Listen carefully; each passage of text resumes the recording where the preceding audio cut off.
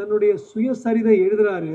many of you may not know, Tamil கிராமர்ல இலக்கணத்துல வந்து வெண்பா, அகவல்பா அது மாதிரி இருக்கு. ரொம்ப கஷ்டமான பாடல்கள் வந்து வெண்பா. திருக்குறள் இஸ் ஃபுல்லி வெண்பா. புளியங்காய், புளியம்பழம், ஒரு இலக்கண சமன்பாடு இருக்கு, ஈக்குவேஷன். இவருடைய சுயசரிதையை his own autobiography கம்ப்ளீட்டா பிகினிங் டு எண்ட் பாடல்களாக எழுதி வெண்பாவாக எழுதிய ஒரே மனிதன் வாவு Chidambaram Pillai. whole thing is written purely as வெண்பா. ரொம்ப கஷ்டம். ஒரு வெண்பா, ஒவ்வொரு வெண்பா 2 லைன் எழுதுறதுக்கு அவ்வளவு கஷ்டப்படும். தன் மனைவியுடைய மரணத்தை பத்தி வெண்பால எழுதியிருக்காரு. அவர் கஷ்டப்பட்டதை பத்தியே வெண்பால எழுதியிருக்காரு. எப்ப அவர் வந்து சிறைக்கு போய் வெளியில வந்தாரோ அதோட அவருடைய சுயசரிதையை முடிச்சு விட்டுறாரு.